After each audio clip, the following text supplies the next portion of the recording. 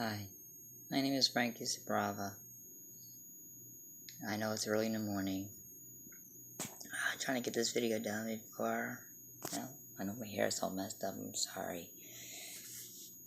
This is my story. I've been suffering with anorexia nervosa over 20 years.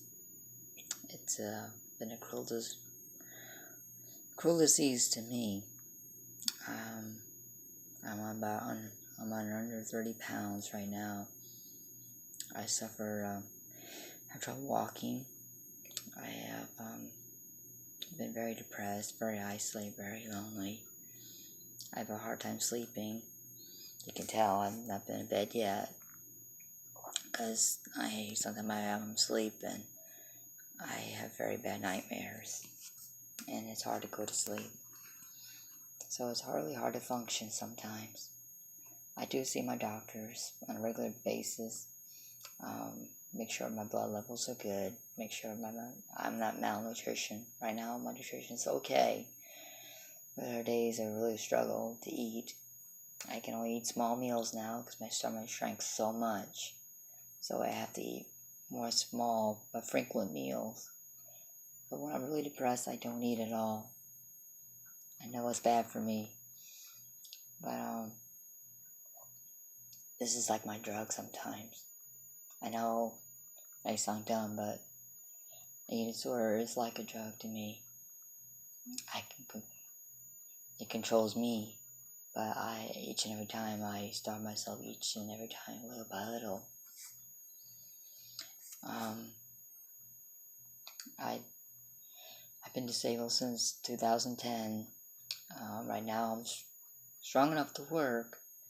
I need to work because right now I am financially having hardship right now, and right now I have my personal property I have to sell so I can keep up with the light bill and other bills I have, and I don't want to go bankruptcy again because I did that in 2000 and I lost everything I owned when I was in a car accident in 98. All the money I had for my car accident, the internal revenue money I earned from them was all taken away because of my bankruptcy. The only thing I was paid was my medical care. And I darn well sure because I don't want to be bankrupt again. And right now it's hard enough to selling all my stuff, but at least I'm still above water. I'm trying to rebuild my credit, trying to rebuild my life. Seems like my life is in a shambles sometimes. I feel that there's no way out. There are a lot of things I did in my life I am not pleased of.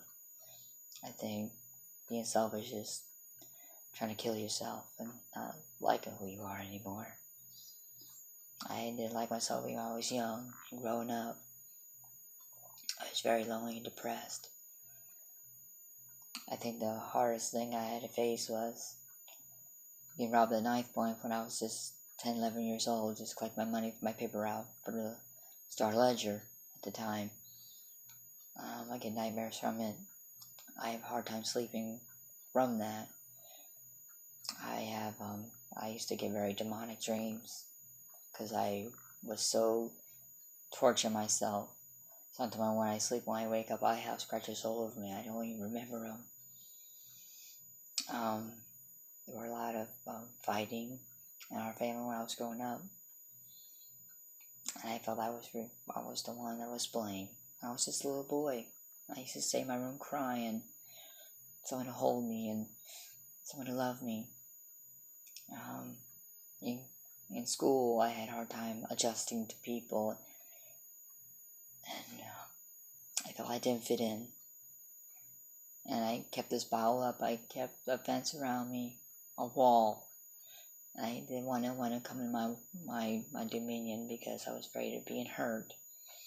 I felt I was different. I was retarded. I didn't matter to nobody. I know I suffered through so many things in my life. I think the hardest thing, I was Baker acted twice. Both for my eating disorder, trying to overdose on pills. I know when I was Baker acted in Lakeland Regional Medical Center, like in 2010, I was hospitalized for about 5 days. My blood pressure was really low. I was very malnutrition. I I was very dehydrated, so I had to drink a lot of liquids. I was I thought I was gonna die. And even though I still have a lot of problems right now, and I did try to reach out for help by trying to find a facility for me, but most facilities are for girls and not for guys. And if there is, there's not very many of them. If they do, they cost a lot of money.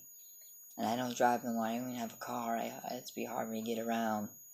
Hopefully I can drive again, because I live with my elderly mom. We live together, and I know she worries about me, and she worries if I don't come home on time. And we take care of each other best we know how. I'll try to have pictures of her, me, and our cat. You probably saw her online. She's a darling. She's a sweetheart. We got her from the SPCA. Her name is Molly, and we had her for a couple of years, and she has drawn close to us as well as we are to her. We love her a lot. I have a son. He's going to graduate from Lakeland High School. I'm really proud of him. He also has ESC problems, behavioral problems, development delay problems. He almost died when he was just a little baby, and he had a lot of problems, and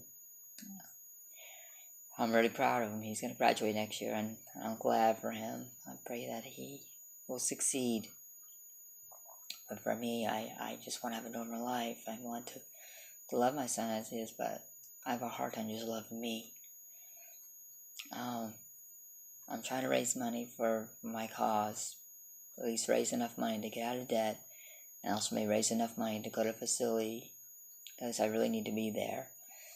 But I need to work too. If I can't have the money, I have to work, because I have bills I have to pay, my light bill, my rent, having food's very costly today.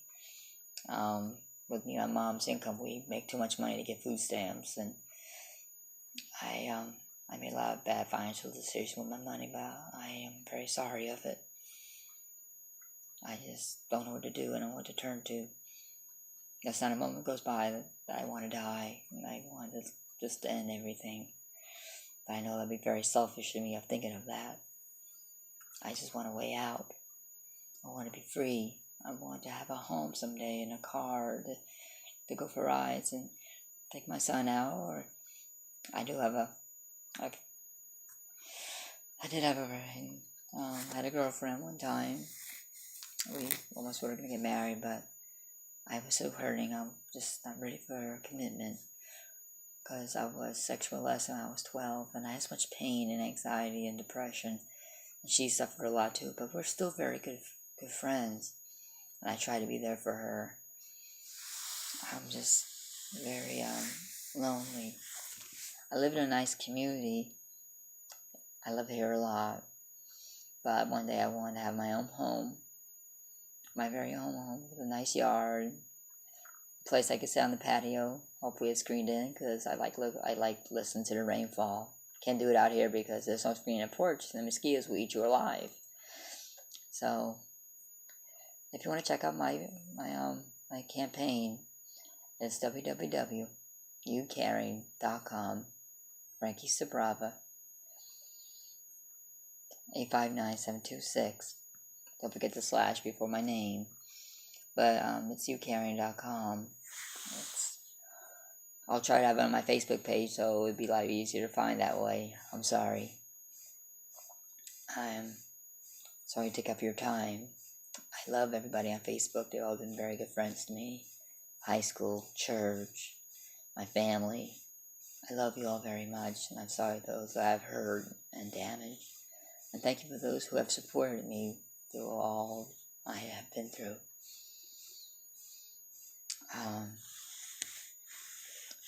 I'm still trying to find a good church home, but I've been so hurt and wounded, I'm afraid to let that door open, even to God, because I feel